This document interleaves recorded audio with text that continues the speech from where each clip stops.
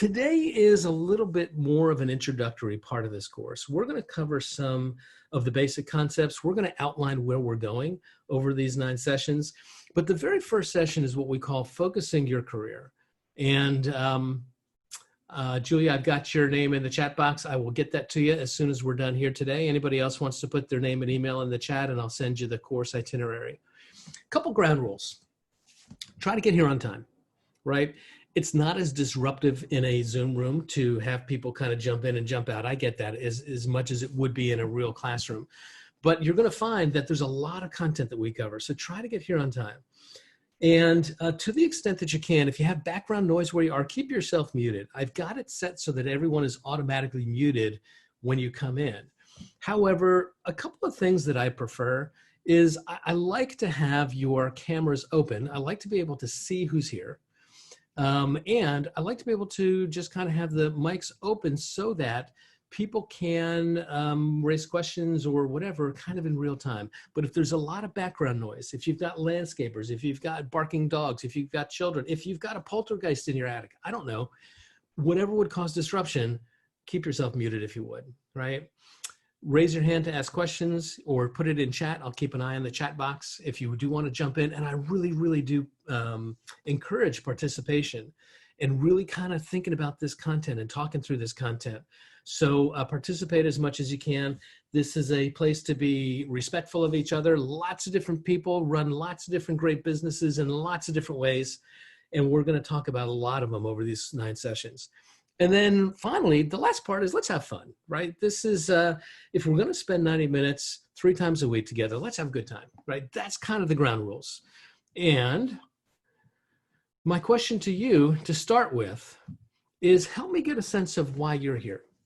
What is it that you want to have happen in your business as a result of attending this class? And I have my trusty notepad here. I'm going to try to take some notes. And I want to just make sure that over the course of these 9 weeks that we make this a course that really delivers what you want for yourself. So why are you here? Of all the things that you could be doing on a beautiful August Monday afternoon, what are you hoping to get out of this one? Anybody? I'm personally just trying to focus and structure my time so that I can make more money in less amount of time and not work as hard as I do. That's my goal. Working smarter and not necessarily harder, huh, Julia? Okay, love that. What else? Course itinerary. Okay, I've got that coming up. Starting from scratch again. So you're sort of starting over again. You're hitting the reset button and you want to kind of reset in the best possible way. Is that what we're saying? Okay. What else? Any other goals people have for being here, or you just have nothing else to do, so you figured you might as well jump on? Hello, can you hear me? I can. Yeah, I'm a brand new agent. I'm actually just a day old at KW. I'm looking to start my business on the right foot and have a good structure and plan in place to follow. That's really what I'm looking for. Terrific. And so, Runner, what I'm going to ask you to do, if you're brand new, I probably don't have all of your contact information yet. I think you might have given me an email in the class at 10 o'clock, possibly. Did you do that earlier? No, this is my first class today. Okay, then what I'd like you to do is just put your name in the chat box, along with your email address, and I'll make sure that you get on all the course distribution material stuff, and so that you can stay current with everything that we're doing. Okay, Thank but that's you. terrific. And so you're brand new to real estate, or just new to Keller Williams? I was doing real estate somewhere else, but I was just working pretty much as an intern. So this is my first, I'm going off of myself now. Okay, good for you. All right, and I also see in the chat, Sandy saying she'd like to get more skillful at getting leads. Okay, terrific. And so that's kind of where we're going here, right? This is the course that's sort of saying, look, what would it take? What would have to happen so that we got so skillful at taking leads and structuring our time and structuring activities that we actually legitimately could close 36 transactions a year? And so keep in mind that 36 there, that's a placeholder. And just like in the book, The Millionaire Real Estate Agent, if you talk to Gary Keller, he'll tell you that the word millionaire is a placeholder for whatever you want it to be, right? What he said is he chose the name The Millionaire Real Estate Agent because it was kind of a jazzier title. And he thought it would kind of get more attention if he made it the millionaire real estate agent instead of the agent who had big dreams or something like that. But if you've decided for yourself, when you think about what your income goals are, and if you've decided that the amount of revenue that you would need to generate in your real estate business to create the life that you want for yourself and the people that count on you, if it requires less deals than 36, then that's fine. If it requires more deals than 36, that's fine too. But 36 is kind of the placeholder, and everything that we're doing in this course really is built around proven models, studying lots of agents and a lot of agent businesses to kind of take a look at what does it take to generate to this level, to 36, right? But you can use whatever you want it to be. I see Lana say, my goal is to be a millionaire agent. My goal for you is to be a billionaire agent, Lana. You can be as big as you want if you put together a plan and if you're willing to do the work, right? There's a path to anywhere, right? And so today we're going to start to unpack some of that. So a couple ideas, a couple language things that we need to talk about first.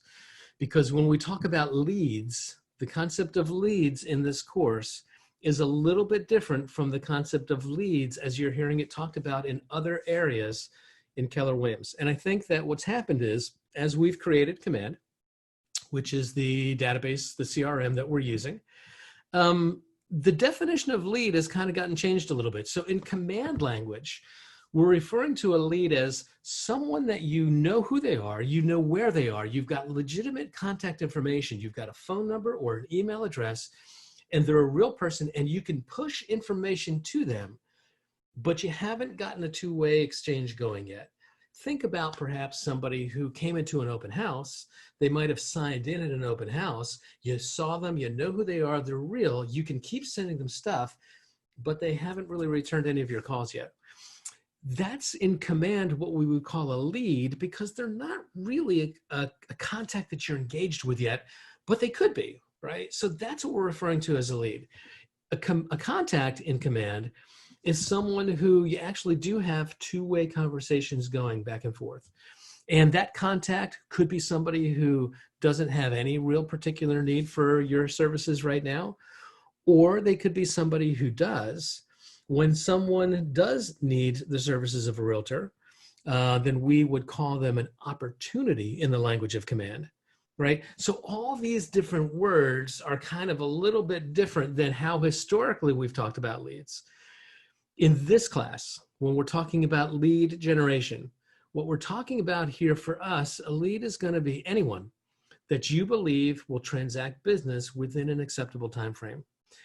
Whether you have a relationship with them, a two-way exchange or not, if you know that they're real, if you know for sure that they are going to buy, sell, or invest in real estate in an acceptable time frame for you and your business, and you get to decide that.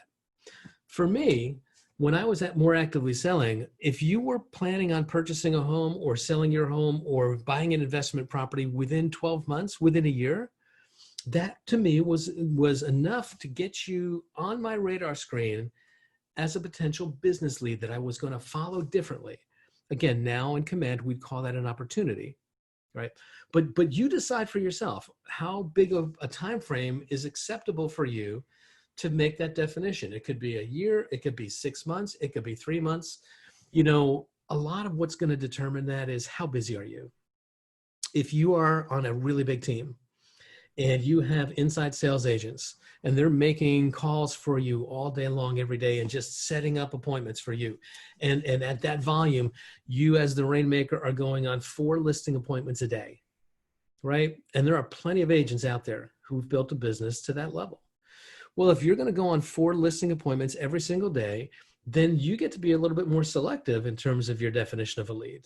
I've heard some people say that if you're not prepared to take action, you know, in less than 30 days, you're not a lead to them. I heard Gary Keller one time say that if you weren't prepared to take action within 2 weeks, you didn't meet the qualification for him of a lead in this way that we're describing it. I think 2 weeks is a really tight window that only is plausible if you've got so many people in your pipeline, that there's so many people getting into your world all the time through your lead generation efforts.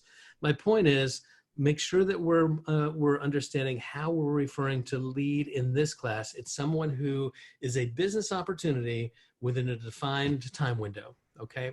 Now, a couple things. I stole this slide from Ignite that we just finished last week. You know, we are in the midst of a worldwide pandemic. I don't have to tell you that. In the very beginning of this, back in February, March, when we went into lockdown mode, a lot of us in real estate, it was the first time that we've ever experienced anything like this. And we had to radically change the way that we did business, right? And even though market changes, even though things like pandemics change the way that we do, the fundamentals of what business people do in real estate, they don't change. There's two things that successful agents do all the time, every day. They work on growing their business and they work on running their business, right? And the lead generation part is on this growing the business side. We've got to make sure that every single day we're putting ourselves in the pathway of more and more business opportunities every single day. It's just the habit. And when market cycles change, when obstacles come our way, we do have to sometimes get creative and think about, how am I going to do that? But the fundamental things, from lead generating for buyers and sellers, to making presentations, to previewing real estate, to doing all the things that run the business, marketing, showing homes, negotiating contracts, all this stuff doesn't change regardless of what's going on in the business cycle. Accountability is key, though, and I'm gonna ask everyone who is in this course to commit to a certain level of accountability here. And for starters, I want to just take a minute and talk about what accountability looks like. And the accountability cycle, the way I'm going to describe it here, is really 5 steps. Step number 1, set a goal, right? Set a goal for yourself. And, you know, for us, we're going to start thinking about lots and lots of different lead generation goals that we're going to set for ourselves. And once you've set a goal, the next step is take action. Do something. I own a coaching and consulting company outside of what I do here with Keller Williams, and I chose to name it Transformative Action Coaching and Consulting because the only thing that creates transformation is action. And so the accountability cycle is determine what you want to do and then do something. And then once you take the key action, then take a look and measure what happened as a result. Did anything change when I took that action? And you measure the results. And then based on the results you get, you evaluate, is that good enough? Is that what I wanted? Based on that evaluation, you make some adjustments and you make some tweaks. And then based on those tweaks, you maybe change your goals, or you go back and you reframe your goals, and it works as just kind of the cycle. Set your goal, take action, measure the results, evaluate the process, make any necessary adjustments, set the next goal, take action, and it goes around in a cycle. Understand the cycle, because it is going to be the backbone of a lot of what we're going to talk about when we get into the actual technique of lead generation. The things that you do, you're going to have a goal. Then you're going to have to take an action. Then you're going to have to measure what was the impact of that action. Then you're going to evaluate that action. Then you're going to make adjustments. And it really pays to get an accountability partner. Now, what we know about accountability is there's a lot of folks who don't particularly love the word accountability. For some of us, it's awkward, it's uncomfortable. For me, growing up in a home where I frequently heard my dad say that he was going to hold me accountable, it was frequently said in a kind of a punishing way, right? You did something to screw up, son, and now you're going to have to be accountable to it. And I think a lot of us have learned to have sort of these negative feelings about accountability. What accountability is, at its core, is nothing more than the ability to own your own actions. It's about being autonomous and having the ability to do the things that you say you're going to do. And what we know is this: it's really hard to hold yourself accountable to your actions and your goals. Research has shown us that when people have a written goal, when they've taken their goals, their business goals, and they've kind of taken them out of this sort of vague fuzziness of, I want to be successful in my head, and I actually write that goal down on paper, people with written goals are 33% more likely to achieve them than people who don't write their goals. So one of the things I'm going to encourage you to do is start to think about what goals do you have for yourself in your business and write them down, because we know that that very act alone will make you more likely to achieve them. However, the secret sauce is having an accountability partner. Because what the research also tells us is that people who have written goals are 78% more likely to achieve them if they have someone in their life that they report in regularly with and give them updates on how they're progressing towards their goals. That's what we call an accountability partner. And it can be a paid relationship. For many folks, it's a coaching relationship. I have a coach I pay for, and every week we have goals in terms of what I'm trying to do in my businesses. And every week I check in and give an update as to what's going on. Oh, and by the way, we measure the results, we evaluate the process, we go through this whole cycle together. But it doesn't have to be a paid relationship. It can just be anyone who cares enough to have interest in these outcomes that you are willing to report in regularly with. Now, I think in the best of all worlds, an accountability partner does ask you some of these questions. Hey, what were you planning on doing? What did you actually do? What happened as a result? Is that what you wanted to have happen? What could you have done differently? What will you try to do differently? And when should we talk again to see how that's going? That's the way a conversation with an accountability partner sounds. And if you would like, and I do this periodically in the classes that I teach, if you would like to build an accountability relationship with someone else in this course, and I hope you would, then what I'd ask you to do is put in the chat your name and just write accountability next to your name. And what I will do later on, probably tomorrow, will be taking all of the folks who said they wanted to have an accountability partner, and I'll be assigning you one. And then what I'm going to ask you to do is to set up a regular frequency, a regular schedule with that person where you check in and you talk about what were you intending to do? What did you do? How did that go? What could you do differently? That's the kind of relationship, guys, that is going to propel your activity and help you to succeed faster. And I'm seeing a name or two start to pop up in chat. I'd love to see more. I'd love to assign some accountability partners here, right? But this is the model. Understand this model, know this model, right? Know how it works. It's a key factor to being successful in anything, not to mention this class, right? So why are you here? I asked you what some of your goals were. Here's why this course is written. Here's what we hope. One of the things that we hope is that by being here, you can avoid being on what we call the real estate productivity roller coaster. What's the roller coaster? Well, it's kind of this, I have business, I'm focusing on the business right now, so I stop focusing on lead generation. And when that business closes, I start at ground zero again and I start lead generating. And then when I have that business, I focus on servicing that business. And then when it closes, I start at ground zero again. And so what happens is there's this constantly, I've got money, I don't have money. I've got money, I don't have money. I feel in control, I feel out of control. Guys, that's a harrowing ride. You know, roller coasters are not really for the faint of heart. They tell you right on the signs at the amusement parks that if you've got a heart condition, you probably shouldn't even try it. Well, I think the same holds true for being an entrepreneur for some of us. If you have a heart condition, it's not for the faint of heart. We want to learn how to get off this roller coaster by creating consistency in your lead generation. It's committing to developing the daily habit, and I highlighted that in yellow, of lead gen. And we're going to talk about lead gen in terms of what it really is. It's building community. It's finding people who need you, right? What we know, if you listen to some of the great thinkers in business today, one of them is Simon Sinek. S-I-N-E-K is his last name. And one of the things that Simon says all the time is the purpose of business isn't necessarily to try to get into a relationship with people who need the product or service that you provide.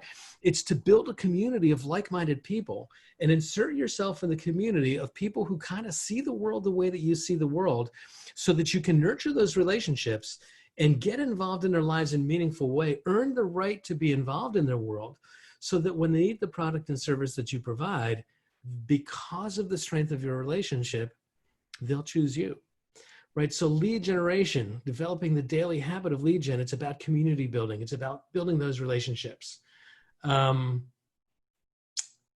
Okay. The challenge, 36 closed transactions, 12 months, 3 hours a day of lead gen. I see some folks in the chat saying they have a roller coaster life, guys. I'm with you, man. And I'm telling you, I get motion sick. That's legit. I mean, I do take Dramamine when I fly. I take Dramamine when I go to the amusement park. I remember one time being on vacation with my daughter at the Vermont State Fair on a freaking Ferris wheel, kind of turning green. And my daughter, who was probably 10 at the time, says, You gonna be all right, Dad? You gonna make it? I'm like, shut up, right? I'm one of these guys, I get motion sick. So what I want is I want to kind of ease out the bumps. And this course is going to help you to do that. All right. This is what we call the Parthenon. And you see the "You Are Here" button. Today is the introduction, right? This is the very base foundation. And what we're going to go through is, how is this course structured over the course of the sessions? And so I call it the Parthenon, like in Greece. I've never been there, but they tell me it's lovely. In the very beginning, we start with the foundation, right? Any building has to start with a firm and a solid foundation. Any business has to start with a firm and solid foundation. And so there's a couple of foundational things that everyone's business needs to think about. Number one, validity and positioning. This is where we're going to go on Wednesday. What makes you valid? Why should someone choose you? What is your target market? And the faster you recognize that the pathway to failure is by trying to be everything to everyone. I heard one time not too long ago when we were back in the market centers, I was in one of the market centers and there was a fairly experienced and successful agent offering some good support to a group of brand new agents.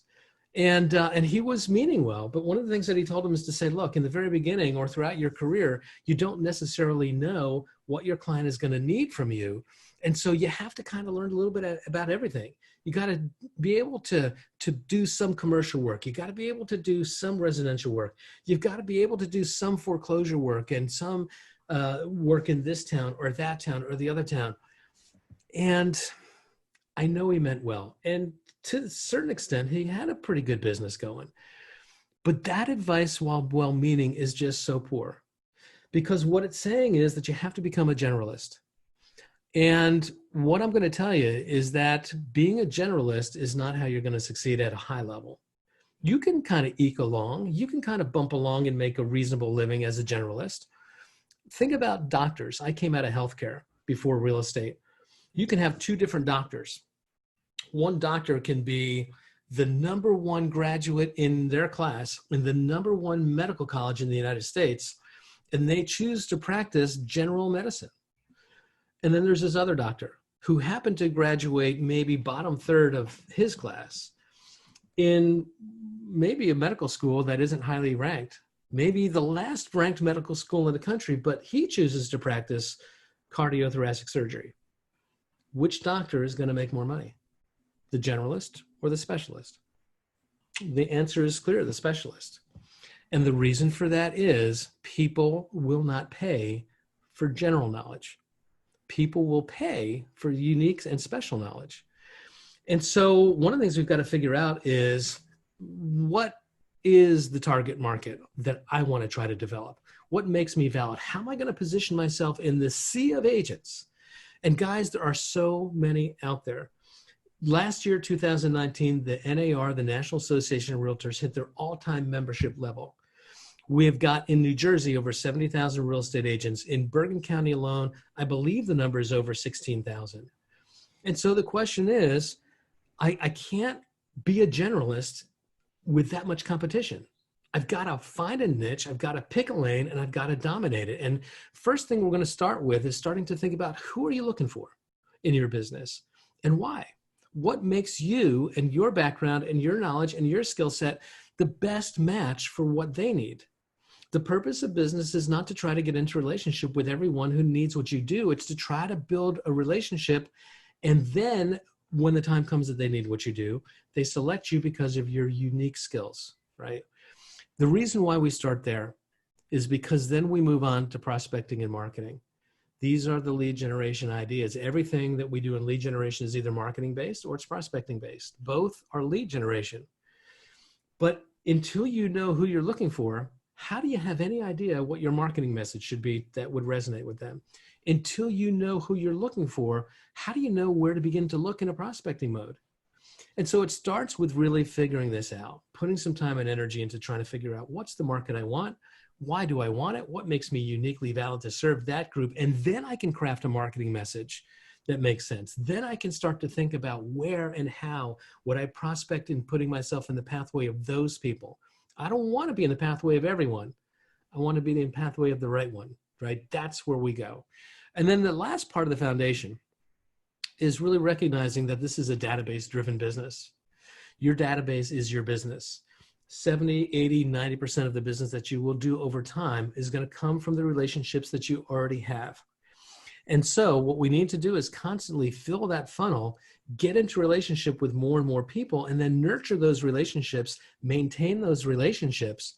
But the foundation for everyone's business is validity and positioning. What market am I looking to try to get into and why? We're going to do some exercises on Wednesday morning to help you start thinking that through a little bit.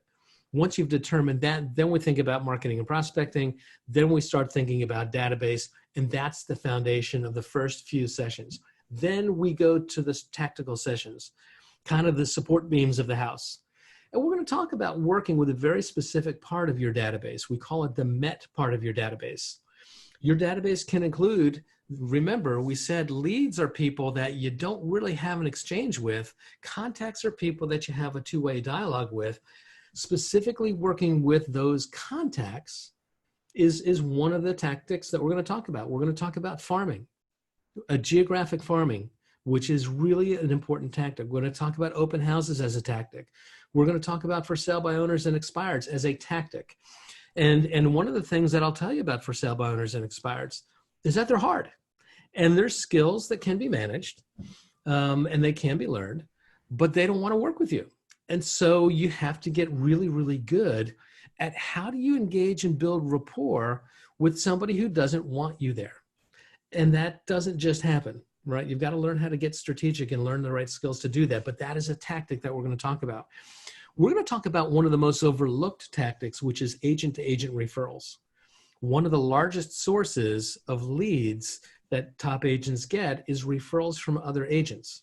And so we're going to talk about how do we leverage that? How do we get strategic about that? How do we get purposeful about that and build referral sources? And I'm going to take it a step further because I think that there's other people that can be great referral sources who are in the pathway of opportunity that may not be agents from other markets.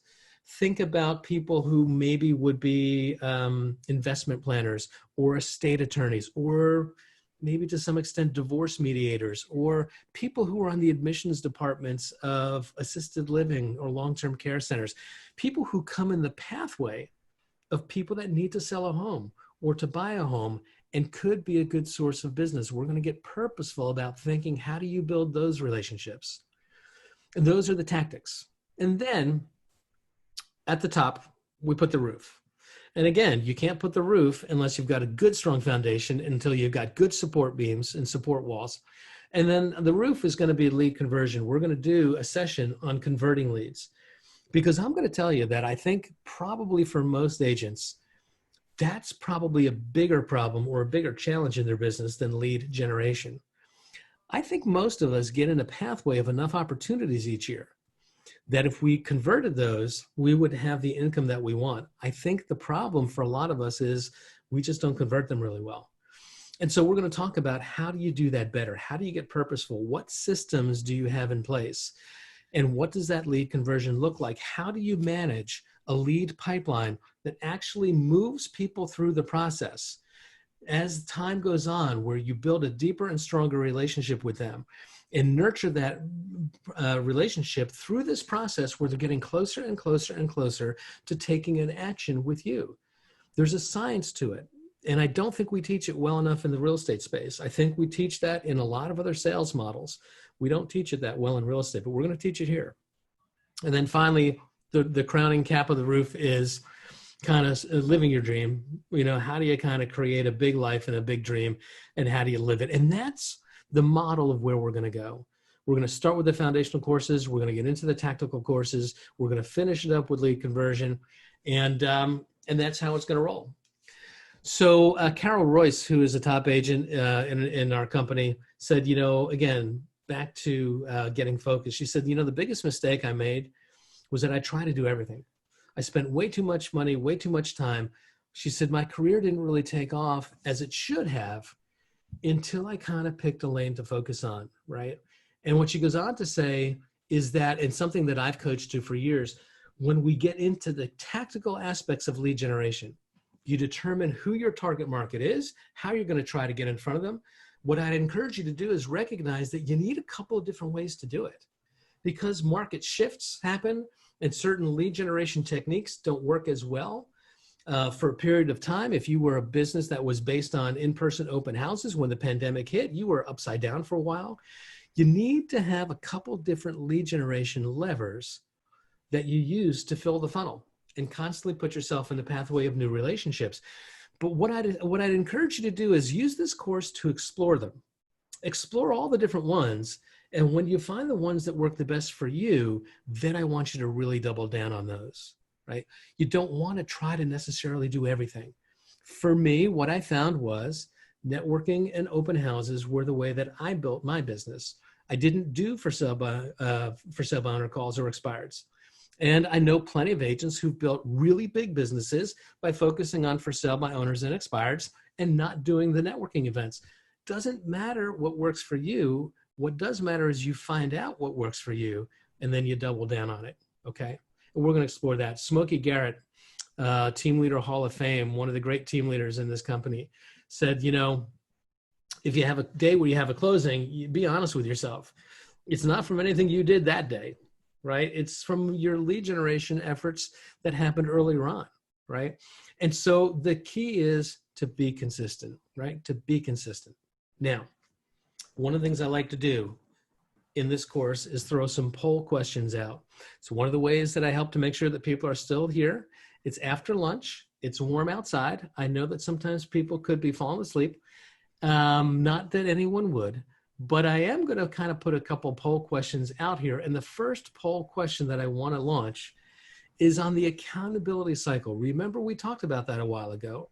What is the cycle of accountability that I wanted you to pay attention to? So I'm going to launch this question and I'm going to ask people to take a look at it. We're going to keep this poll open for about a minute.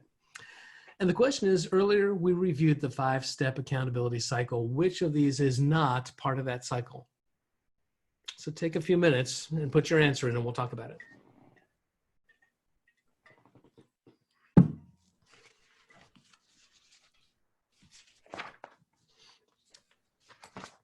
We've got 3 people who've completed it so far. We've got a couple more coming. It's been open now for 28 seconds. We'll leave it open for about another 15. 20 people. Oh, I'm confused at the question. The question was early again? on in the slide number 3 or 4, we showed the accountability cycle and all the different steps of the accountability cycle. And my question is, which one of these things is not part of that cycle? And we'll keep it open for 5 more seconds, then we'll talk about it.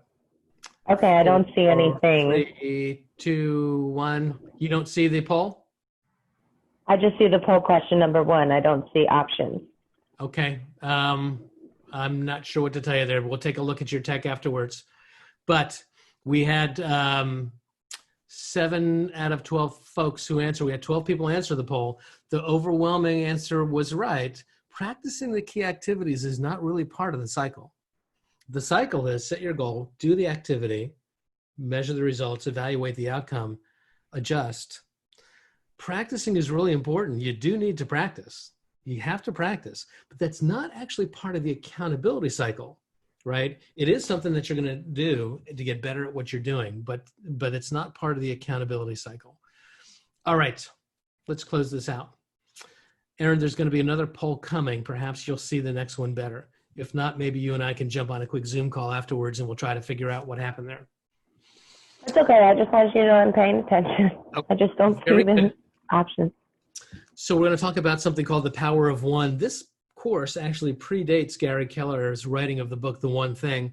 And a lot of these ideas in the book, The One Thing, kind of got their genesis in some of the materials here. And the power of one is this idea that the achievement formula really involves a couple of different things. There's a couple of things we're going to talk about. One is the principle of greatest leverage. And the other is this truth that one thing begets another thing. You heard me say before, or maybe you didn't, I think I have a slide here that says top producers recognize, and here it is, here's the slide. Top producers do this. They set one foundational goal for themselves and their businesses. They have one clear, overwhelming goal. They're clear about what they want to achieve. And then what they do is they focus on one prioritized discipline. The one thing that they're going to do consistently that they're going to focus on to make sure that that goal is achieved. And then they're going to focus on one strategic habit. What is this strategic habit? And well, a couple of things that we recognize is that when we're thinking about our goals and we're thinking about our activities, we have to recognize that not everything matters the same. The principle of greatest leverage, sometimes known in the universe as the Pareto principle, sometimes known as the law of the vital few, is this concept that not everything matters the same. What we know is that Pareto was an Italian economist in the 1800s, and he studied the distribution of wealth in Italy. And what Pareto found was that 20% of the people controlled 80% of the wealth in Italy at the time. Interestingly enough, Pareto was also a gardener. And one of the things that he noticed when he was harvesting peas is that 20% of the pea pods actually produced 80% of the peas. And there was just this light bulb that went on in his head. And as he began to look, he started to notice again and again and again that there seems to be this universality about distribution in nature. This 80-20 ratio tends to show up again and again and again. And it shows up in business, right? What we know in business is that most businesses find that 80% of their revenue comes from 20% of their most loyal customers. And so they find ways to incentivize those customers and take care of those customers. What I can tell you in the world of physics is that if I was to take your computer or mine, and we were to download all the data on the computer, what you would find is that 80% of the data is going to be contained in 20% of the files. It's just the way it is. Now, there's a book on my bookshelf back there by an author named James Gleick called Chaos. It's about chaos theory. Chaos theory is actually the branch of science that explains why this works. And I don't have the time or energy or really the knowledge to explain chaos theory. What I do know is that it works. It shows up again and again and again, and it shows up in performance. What we know in performance is that 20% of the outcomes that you achieve are going to be delivered by 20% of the actions that you take. And the flip side of that, the converse side of that is 80% of what we spend our lives doing doesn't really account for a whole lot on the back end. 80% of what we focus our energy on delivers 20% of the outcomes. 20% of what we focus on delivers 80% of the outcomes. We would be wise to pay attention to the activities that generate the most impact and focus on those first. That's the principle of greatest leverage, right? That's the 80-20 rule as we refer to it in this company. There's this other thing that's another important thing, a rule to think about, and it has to do with momentum. It has to do with Sir Isaac Newton's law of an object in motion tends to stay in motion. It's the idea that one thing kind of leads to another thing. In the book, The One Thing, Gary Keller sort of talks about success being sequential. We do the first right thing, which leads to the next right thing, which leads to the next right thing. It's not simultaneous. We don't do a whole bunch of things at the same time. It's kind of more like a domino run, where we've got to kind of take time to think about what's the first thing that I need to do, and then what's the second thing. When you're newer in real estate and you're in the growth phase of your business and you're learning, one of the things that you need to figure out is, what's the first thing that I need to learn how to do? And what do I need to learn so that I can do that? What's the next thing that I need to learn how to do? And what do I need to learn so that I can do that? When you line up your activity in the right way, doing the right first thing, which leads to the next right thing, which leads to the next right thing, we start to build momentum. We start to build a trajectory in our business. And once we can ignite this momentum, it's hard to get that first domino to fall. I get it, right? But one of the things that happens is through focus and through action, you're going to get that first domino to fall, and then the next, and then the next. We're going to build momentum. I use the analogy sometimes of a big jet airliner, a commercial airliner. And in the very beginning, when it's sitting at the gate, it's big and it's heavy. And then when you put people on it and you put fuel on it, it's got more weight. In order to get all of that into the air, which it does, you have to focus that energy in a jet engine, because the way that flight works is we've got to get enough forward movement to get enough lift under those wings that all of that heavy weight can get off the ground. And in a little plane, in a small, plane, you could just put a single propeller on a Cessna. You don't have a lot of weight to lift off the ground. If you're flying an ultralight, you could probably do it with a lawnmower motor. But if you're moving something heavy, you need concentrated energy. You need focus. You need clarity of purpose. And that's what causes momentum. That's what gets you off the ground. You've heard the phrase, the rich get richer and the poor get poorer. Well, it's kind of the way it works, because just as much as the one right step leads to the next right step leads to the next right step, it can go the other way.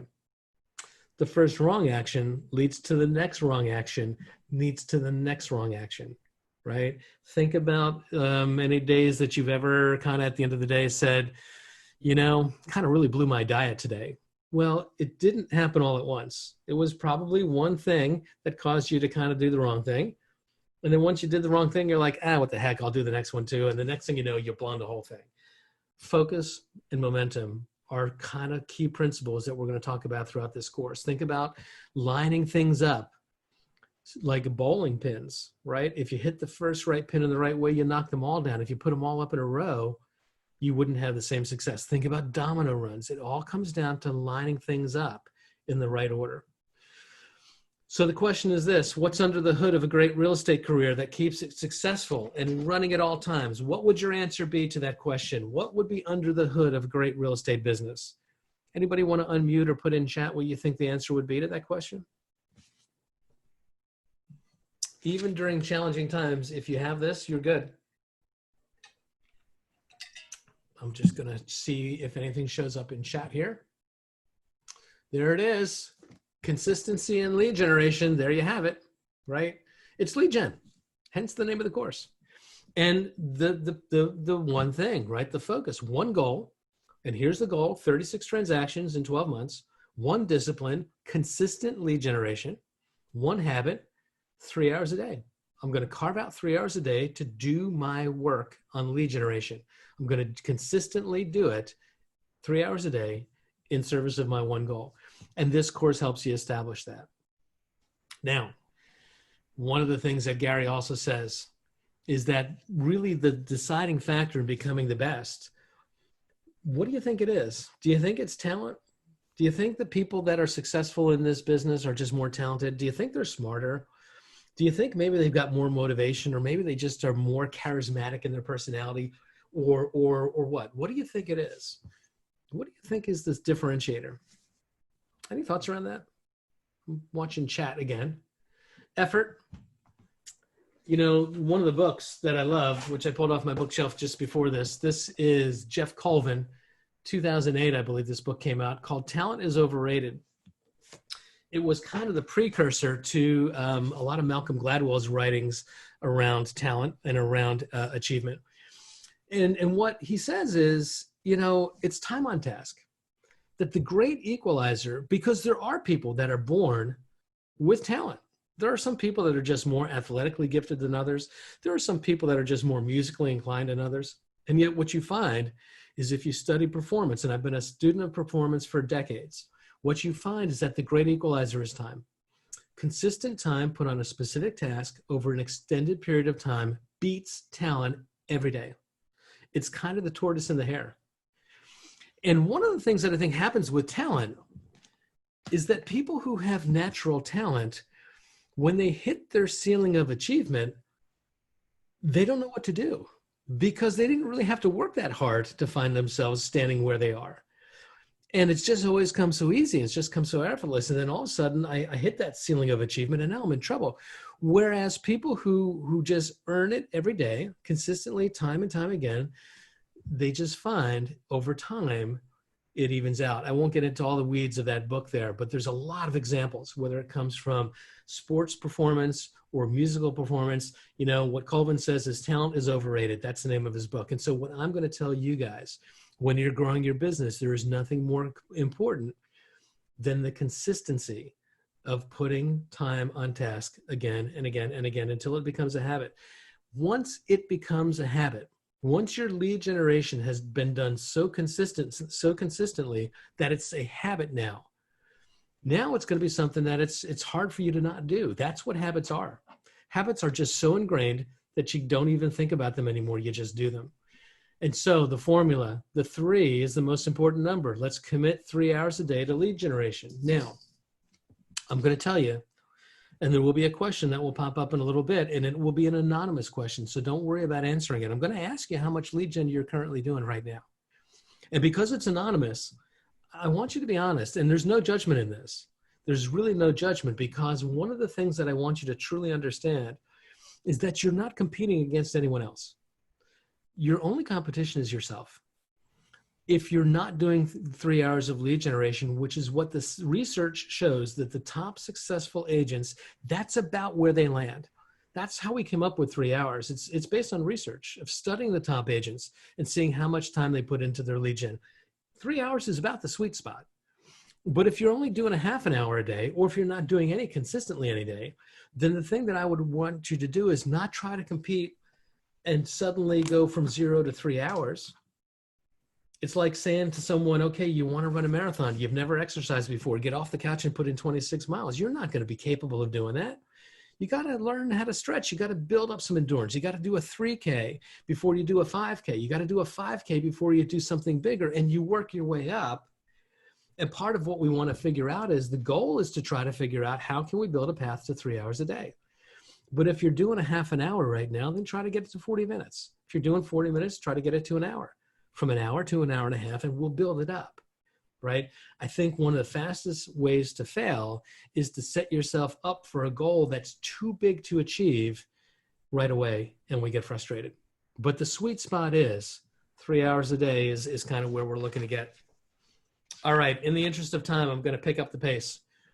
A couple of tightly held misconceptions about lead gen that we need to put behind us. Number 1, lead generation meets cold calling strangers. That's one of the things that I hear again and again and again. And it's one of the things that I hear people say, I don't like lead generating because I know that it's just picking up the phone, and I hate smiling and dialing and cold calling strangers. It's not what I'm talking about here, guys. There may be a place in your lead generation model to do some cold calling. I will tell you that cold calling is the least effective method of lead generation when we looked at the tactical levers that we're going to cover in this course. Cold calling was not one of them.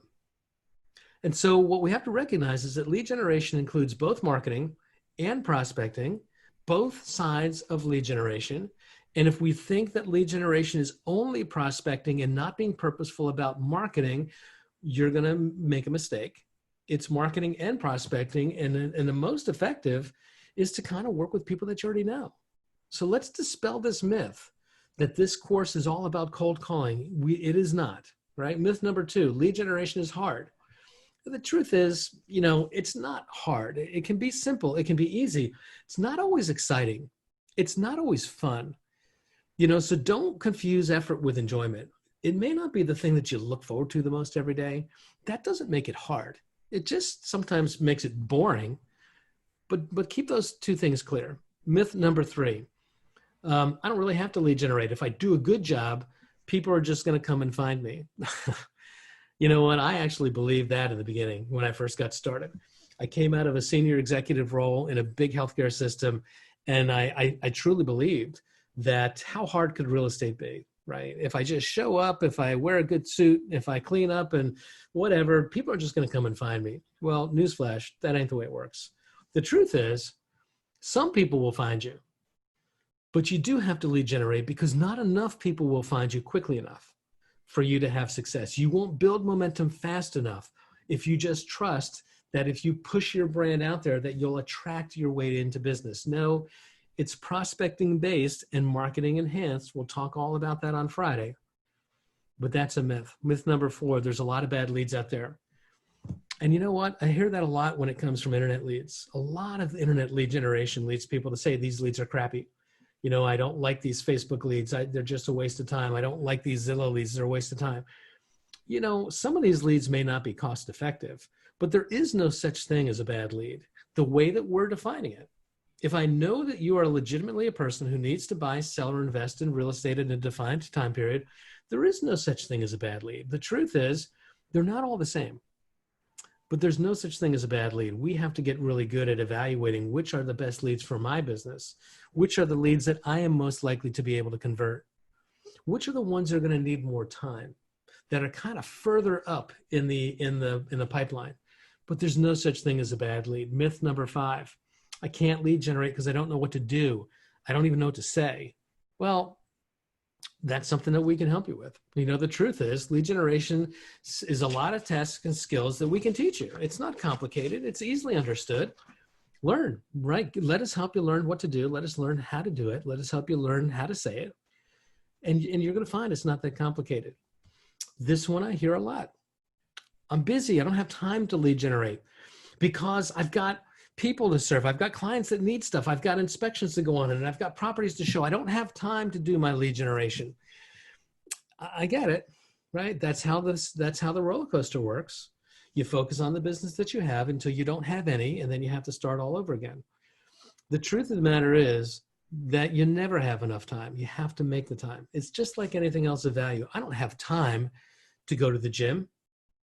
Well, I hope they open up the gyms soon because I need to get to the gym.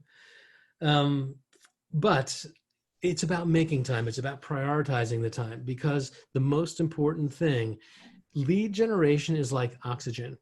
And if we don't have leads, we're not breathing. And if I put my hand over your mouth and you can't breathe, you're going to do everything in your power to take my hand away so that you can get oxygen again. Leads are the oxygen of your business. Without them, you are starving to death. You are smothering to death. So we have to make time. Myth number 7, I don't have anyone to help me do this. I got to do everything myself. That is one of the challenges of being a solopreneur, no doubt, which is why you're going to have to be super focused in your time. The truth is, when you get enough of the right kind of leads that turn into closings, you're going to be able to have enough money that you could afford to get some help. You know, in the very beginning, when I was describing some of those big teams that are having inbound sales agents or outbound sales agents making their lead generation calls for them, so that all they do is follow up on the appointment that was set for them by someone further else, other place in the business. That's what leverage looks like. And there's no reason why you can't create that for yourself. You know, the truth is, when you get the right kind of leads and you have the right kind of money coming in, you can pay people to do that stuff and buy your time back. Myth number 8, I don't have money right now to do this. Okay, it doesn't have to take a lot of money. Lead generation is prospecting. Lead generation is marketing. The cost is mostly associated with the marketing. What we know is that we have 2 things we can invest. We can invest our time. We can invest our dollars. And if I don't have dollars to invest, then I have to invest more time, right? That's just the nature of the way it works. It doesn't have to cost money. Myth number 9 of 10, I don't need to lead generate. I have enough business. All right, I think we can probably answer that. You don't need to lead generate. There's no such thing as too much business. If you generate more business than you can manage on your own, then you have some choices. Either you can expand your operations and become a bigger business, or you can refer that business out to someone else and earn a referral income from it. But there's no such thing as too much business. And the 10th myth is this: I can't lead generate because I'm not a natural lead generator. Well, I'm here to tell you that no one is. I'm not. You're not. Gary Keller's not. Nobody is. The truth is that everyone has to master the skills. All right. So these are some myths that I just want to put on the table. The cold hard truth is this: flat out, you don't have any leads, you're dying. You have no sales. You have no oxygen. No sales means no closing. No closing means no income. No income means no fun, man. We have got to get leads. That's the name of the game, right? All right, so I'm going to throw this into chat. We discussed earlier the performance formula of top achievers. And what do we say that the performance formula was of top achievers? You can either put it in the chat box. Top achievers do certain thing in a certain way. Do you remember what that formula is? You either put it in chat or you can unmute. I'll watch the chat box for just a minute here, see if somebody remembers what we called the performance formula. No, it's not the 80-20 rule. That's really important in terms of figuring out what we focus on. But the performance formula is, once we determine what to do, it's time on task over time, consistent time on a specific task over an extended period of time is what leads to success. It's repetition. And the challenge, 36 transactions in 12 months by spending 3 hours a day on lead gen. The question you ask yourself is, what's the one thing that you can do such that by doing it, everything else becomes easier or unnecessary? That is the formula, the focusing question of the book, The One Thing. And the thing that I just encourage you to think about right now is, what is it for you? You know, let's dissect that question for a second. What's the one thing that I can do? It's not what's the one thing that I haven't learned how to do yet. What's the one thing that I want to be able to do but I haven't mastered yet? What do you know how to do right now? And then you can do it. And then if you did it, everything else would become easier. You would be moving closer to your goal. It's not perfect yet. It's not world-class yet. But if you do this one thing, it's going to move you further along the path to achieving your goal than if you didn't do that thing. That's the place to start, right? That's the place that you start. And so 36 transactions, a lot of times people say, but that's such a big number. I don't know a lot of agents doing 36 transactions. Well, look, I don't want you to settle for average. Why be average? You know, I imagine this scenario. I heard Gary Keller say this one time. Imagine this scenario. Imagine that you're on a date with the person you've been dating for a while. And he finally decides it's time to pop the question. And here's what he says to his soon bride-to-be. He kind of pulls out a ring and he opens it up and he puts it in front of her and he says, "Would you marry me?" You know what? I just think we're so good together. I mean, we could have a perfectly average life. I mean, I have goals to have an average career. I kind of figure we could buy an average house in an average kind of a neighborhood, and we could have a couple of average kids. You know, is she marrying this guy? Or is she saying, are you crazy? Nobody wants average. Don't settle for average. Dream big and act bold. Be realistic, right? But that doesn't mean that you settle for average. So 36 is a placeholder. But what we're doing is not aiming too low. The book, The Millionaire Real Estate Agent, opens up with a fable. It's a Russian fable. And it starts with the story of the father and the son who are shepherds. And they're at night and they're out with their flock. And the wolf comes. They can hear the wolf.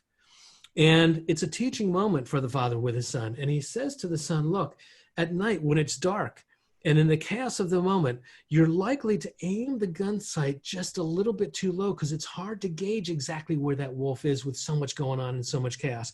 Just raise your sights just a little bit. And the son raises the sights a little bit and he falls the wolf and he saves the flock.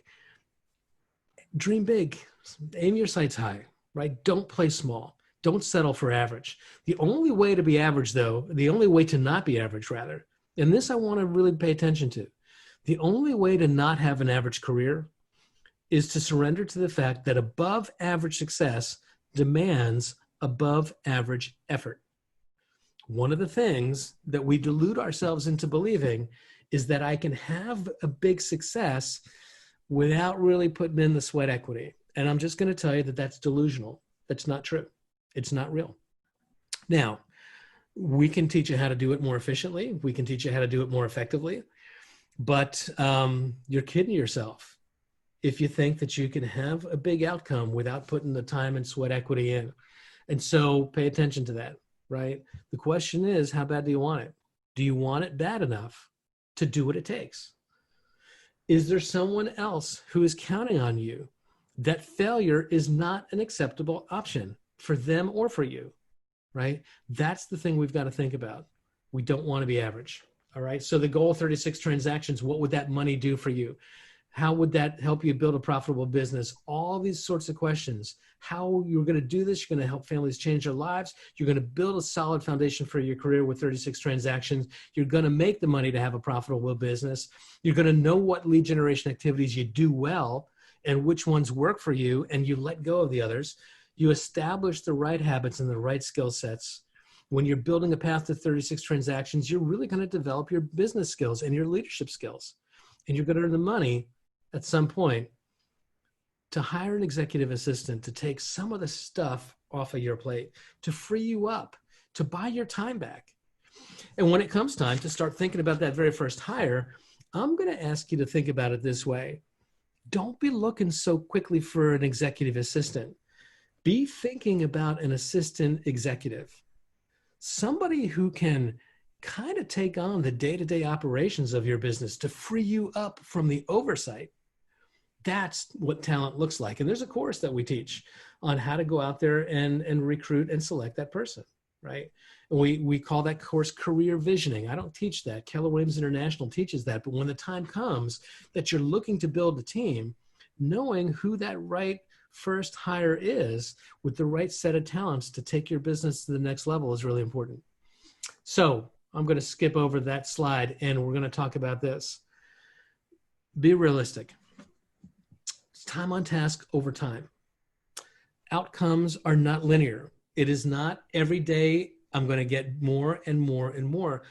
You know, growing a strong and successful business takes time. It's a little bit like planting bamboo. If you've ever planted bamboo in the garden, what happens is you put the seed in the ground and then time goes on and you don't see what's happening because it's happening underground, but it's sending out all these runners.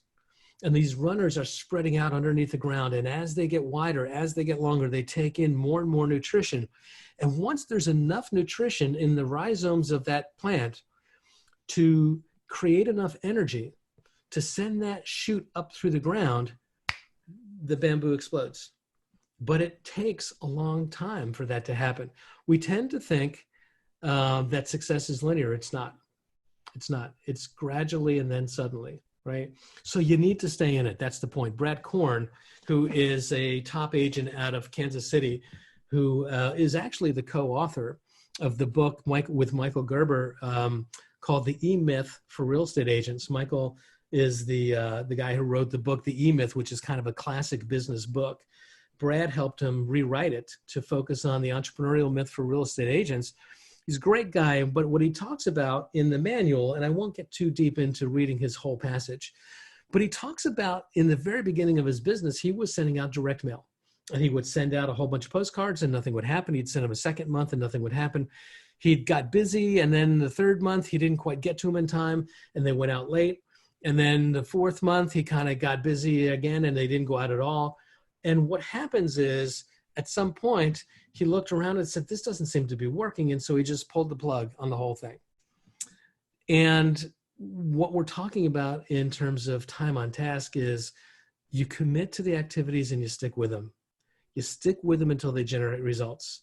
Because what he says when it comes to direct mail is if you don't have a whole year's worth of those direct mail pieces already stamped and ready to go that you just drop when the time comes, you're probably better off not starting. Don't pull the plug until you've had enough time to evaluate whether the lead generation technique is working. It doesn't work linearly. This is unrealistic. It's kind of like this. Slowly, slowly, slowly, slowly, slowly, boom, it takes off. It's this term that we call gradually and then suddenly. In high school, I read the book, The Sun Also Rises, and maybe you did too. And there's this scene in the book where two guys are in the bar, Mike and Bill says to Mike, kind of tell me, how did you go broke? How did you go bankrupt? And Mike says, well, I went bankrupt two ways, right? I went bankrupt gradually and then really suddenly. That's kind of the way life is. Everything is gradually and gradually and gradually. And then it starts to build momentum and boom, it takes off. Be realistic in your expectations, right? Okay, I said there was going to be a second poll question. I want to share it now. And this is an anonymous poll. This is not one that your name is going to be assigned to. But I just want to get a feel for where you are right now in your own lead generation. Remember, lead gen is marketing. Lead gen is prospecting. But how much are you doing on a consistent basis in your business? I'm going to launch this poll and ask you to just kind of gauge yourself right now at the beginning of this course. 3 hours a day is the ultimate goal. But where are you right now in your lead gen? Okay, we've got 19 people still in the room. We'll probably leave this open for probably about another 20 seconds. We've got 9, 10 people out of 19 who've answered. A couple more answers would be great. We'll keep it open for 5, 4, 3, 2. I've thought about singing that Jeopardy music, but I thought I'd spare you. Okay, we've got just about everybody done, and here's where we are. Let me share the results. Right now, what we have is almost half. We're not doing anything consistently, and that's great. It's not what I want to see, but it's great because there's so much room for improvement here. It's the consistency of the task over time that matters. I would prefer that you do 20 minutes a day consistently than 3 hours a day inconsistently. I really would. And the reason for that is it's the consistency of the repetition that creates the habit. What we're trying to do here is to get lead generation to become habitualized. And so if you're not doing anything consistently, what could you commit to consistently? What we know is the goal is 3. Don't worry about 3 yet. What could you do? We got some people, 27% doing 30 minutes a day.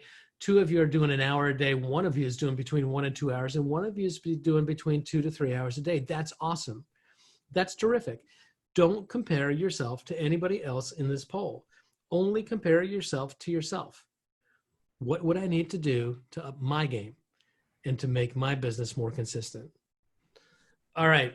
A couple more things we're going to go through today in this introductory phase. Ask yourself these questions. How many transactions a year am I currently averaging? What lead generation activities have I tried? How many people do I have in my database right now? How often do I consistently touch the people in my database? If you could change only one thing to improve your current lead generation, what would it be? And these are questions that I'd encourage you to, we're not going to ask you to answer these in chat or anything like that. These are for you. How many transactions are you doing now? What have you tried? What do you like? What has seemed to work for you? What doesn't seem to work for you? How many people do you have in your database? How consistently do you touch them? And if you could do only one thing different to improve your current lead gen, what would that be? And it all begins with the consistency of time blocking. It all begins with once you determine what to do, once you determine what's that 20% that's going to generate 80% of my time, we've got to actually get my calendar cleared. And we're going to, again, when interviewing the 150 or so agents that were the basis of this course, what we found was that they did their lead generation during the morning time before 12 noon, which is one of the reasons why so much of what we focus on here at Keller Williams and in this franchise group is to try to push your lead generation into the morning time. And a lot of times people say, well, that's not my most productive time. Why don't I just do lead generation when I expect people to be home? And that's a reasonably good question. The reason is not that if you do lead gen in the morning, you're going to find more people. It's if you do lead generation in the morning when you're well rested, when you've had a chance to kind of have some nutrition, when you're kind of centered, before your day turns into a 3-ring circus with all the chaos that happens in our lives, you're going to have the energy that it takes to do the activity that isn't all that fun to do. The consistency gets boring, right? Okay, 3 hours a day. You're going to get really good at it. Here's the mantra. I'm a lead generator before anything else that I do. I'm going to focus on doing this first. Everything else comes after. Here's the rules. 3 hours a day before noon, no skipping. If something happens and you have to break that time block, then you got to replace it. If you erase it, you have to replace it. If something happens and I have to take my child to the doctor at 10 o'clock in the morning, guess what? That was more important today than lead generation. God's honest truth, it was. It was more urgent, but it probably wasn't the most important thing in terms of your business. If I need to give up that lead gen time block, I need to have some flexibility in my day that I get it done later in the day and I don't skip.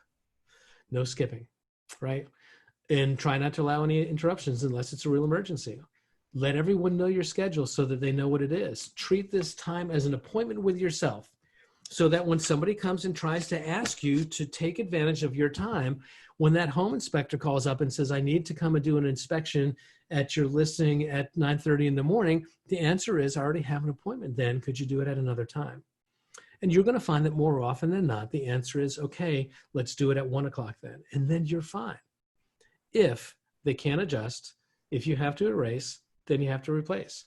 But we try to remove the distractions in our lead generation space. We kind of build a bunker. We figure out what's that activity going to be, and we turn off our devices and we turn off our email, and we kind of tune out of all those other things that could distract us and get our attention. It's just a discipline, guys. It's a habit that gets created. And once it's created, you can run with it. Now, the predictability of the effort is what generates the outcome. This is the thing. Repetition is boring, right? We like to kind of be stimulated by excitement. We like to be stimulated by new and different things. One of the things we love about real estate is that no day looks like any other, and it's always exciting, and there's some truth in that, but our lead generation doesn't really change that much. We're going to find a few things, we're going to hammer home and do them again and again and again, and it's boring. Repetition is boring. But here's what Michael Jordan says, and I think we can all agree that Michael Jordan was a pretty good performer. He says, champions don't become champions when they win an event, but in the hours and the weeks and the months and the years that they spent preparing for it. The victorious performance itself is merely a demonstration of their champion character. Champion real estate agents don't win the event at the closing table. They win the event in the hours and the hours and the hours of the lead gen. It's the same thing, right? And you can't get distracted. We can't multitask, right? We've got to focus. Multitasking is a lie. I can't focus equally on two things at the same time or four things at the same time, which is why we need to make sure that all those other distractions are away. As I was driving for years up to Bergen County to teach these classes in the offices, my commute time from Westfield to Ridgewood went from an hour in 2014 to about an hour and a half in 2020. And the reason for that, reason why it went up by 50% was not because of more traffic on the roads or even because of road work in New Jersey. It was because there were more people involved in accidents, little binky fender benders on the parkway as people were driving in their car and texting their phone, as they were driving in their car and reading the newspaper, as they were driving in their car and putting on their makeup. They would hit the give in front of them and all of us would get delayed. We have to recognize that multitasking is a lie. We can't do two things and give them our attention equally. We've got to prioritize that. Okay, so we've got to work with intensity. Focus plus intensity equals results. Do you know how to channel and apply the intensity required to get the results that you want? Think about a doctor, think about a surgeon. I came out of healthcare. These surgeons are so locked in the surgical suite. They are so focused in on intensity. A gymnast, an Olympic gymnast, or any top tier athlete, they are so locked in. Gamers, when they're gaming, right? Getting that intensity, getting that focus, that's what we have to bring. That's what our end game looks like, right? The question is, how are you going to bring that to your lead gen? So in the last few minutes here, we're going to move quick. What do we do in our time block, our lead generation time block? It's both seeking business through prospecting and attracting business through marketing. It's both. It's not just prospecting. And so the way I would break a lead generation time block, I would do some marketing and script practice in the very beginning of the time block. Why? Because I think that to build momentum, to do the thing that creates the least resistance first is the fastest place to get into motion. And the marketing is the thing that we don't push back on as hard. It's not going to deliver the same results. But if I can start with a certain amount of marketing, focusing on my marketing, and then doing my script practice, what scripts am I going to practice? It's going to be the scripts for the lead generation activity that I'm going to do. If I'm going to do open houses as my lead gen activity that day, I'm going to practice my open house engagement scripts. If I'm making calls into my database, I'm going to practice my care call scripts or my sphere of influence scripts. If I'm doing for sale by owners or expireds, whatever that interaction is, I'm going to practice the conversations ahead of time. I'm going to do the activity. And the last part of our lead generation time block is to take the time to update our database with any new information that comes out of the active lead generation activity. And so we need to do all three tasks inside the time block. What we tend to think of is that lead generation for 3 hours is just the active prospecting. No, it's all of it. It's marketing, it's script practice, it's doing the prospecting, it's updating your database, all within the time block that you give yourself. Now, the roller coaster. Inconsistent lead gen leads to this roller coaster. We talked about that. I get motion sick. I'm not a big fan of that. We know that this is time on task, leads to slow but steady growth. Continuous lead generation gets you through market shifts, right? When the pandemic happened, those that learned how to adjust their lead generation and move into care calls continued to fill the funnel. Are we wired for wins? Are we wired for leads, right? It's at the end of the day, it's about building your database. It's about making friends. It's about staying top of mind. It's about finding people who need you now, right? What I want you to think about is there's going to be times where we get disappointed. And John Maxwell, who's one of my great mentors, says that, how people see failure and deal with failure, whether they possess the ability to look beyond it and keep achieving, it impacts every step of their lives. When we look at failure as an indictment that somehow we suck and that we're no good, it's going to be really, really hard, because this business, you're going to fail a lot. In fact, anything entrepreneurial, you're going to fail more than you're going to win. The truth of the matter is that the faster you fail in that accountability cycle, the faster you can evaluate, figure out what caused you to fail, make an adjustment so you don't fail again. The problem for a lot of us is we don't fail fast enough, right? Now, the last couple things, the 4 goals of lead generation: get an appointment for business, or get a referral, or build a future relationship and build your database. These are the goals of all the lead generation activities. It's not only just getting an appointment right now. If it's not the right time for you and I to meet, can I get a referral? Who do you know? If you don't know anybody, can we put a relationship together and I can stay involved in your life, so that when you are in a position to give a referral, or you are in a position to use me, that you reach out to me. Where do you find leads? They're all over the place. 8 to 12% of the population needs a realtor this year. What the statistics tell us is about 6%, 6 out of every 100 people, are going to be in the position to buy, sell, or invest themselves. The rest are people that are going to be in the position to rent. But the other statistic tells us is that everybody knows between 6 and 9 people who are in the position to buy, sell, or invest every year in their sphere of influence. So the opportunity for referrals is enormous. Who am I going to find today?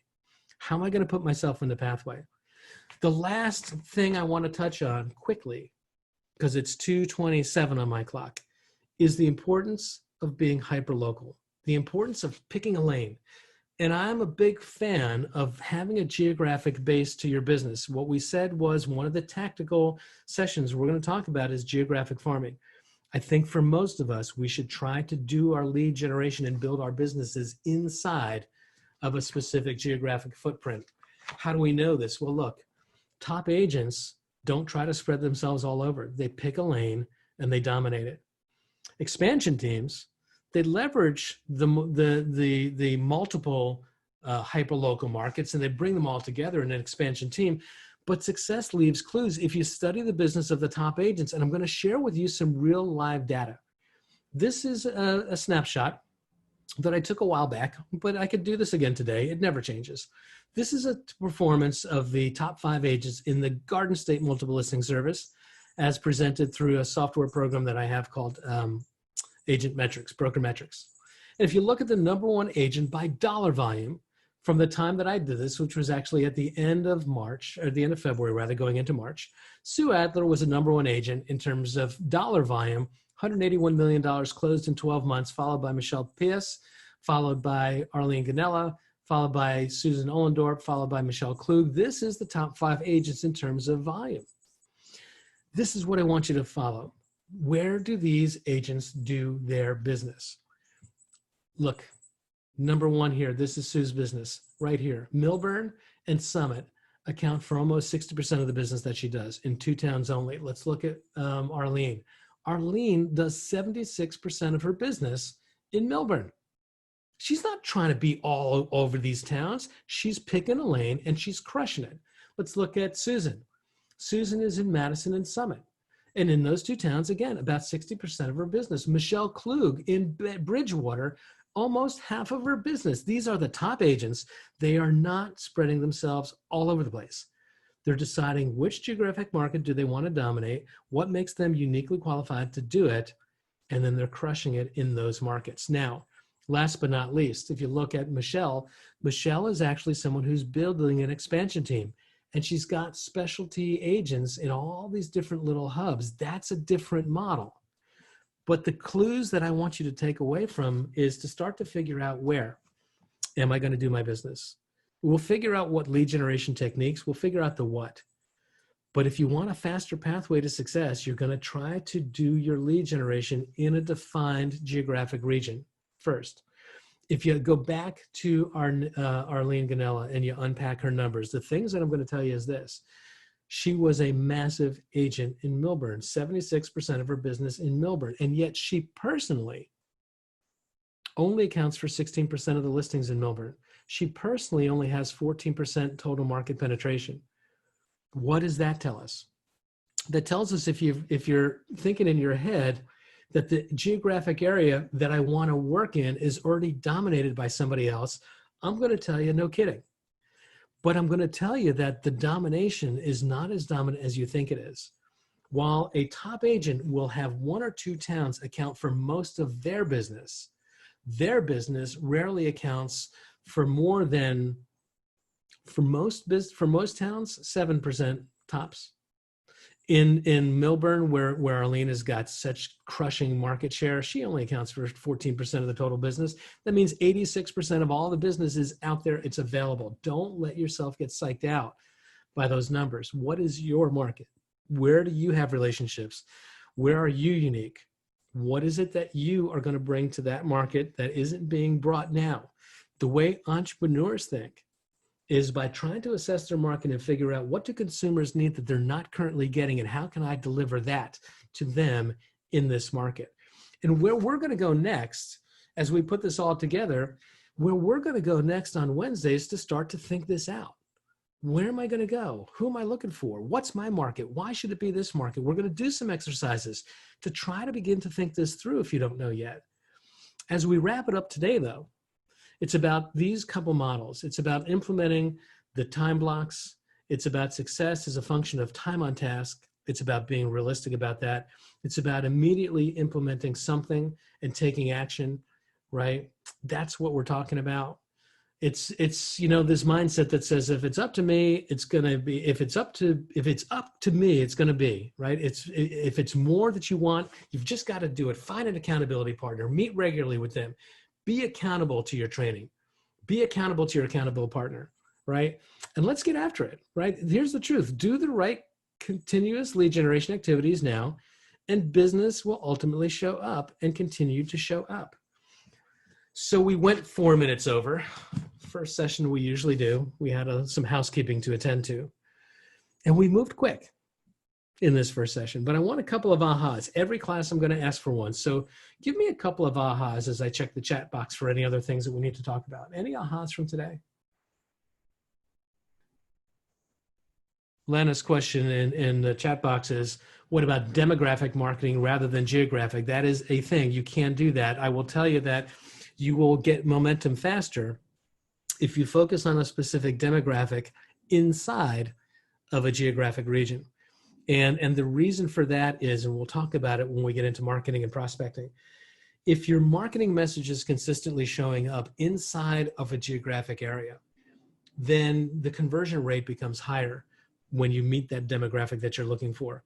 If your demographic is, let's say, downsizers, and I keep reaching out to that demographic in lots of different markets where people have never experienced me, they've never seen my marketing, I'm a stranger in each one of those markets, our conversion rates are going to be too high. So you think about concentric rings, you think about the demographic, and yes, you focus on that, but you try to focus on that inside of a geographic area that you're also doing your prospecting and marketing in. Okay. Focus plus intensity equals results. That was an aha. Any others?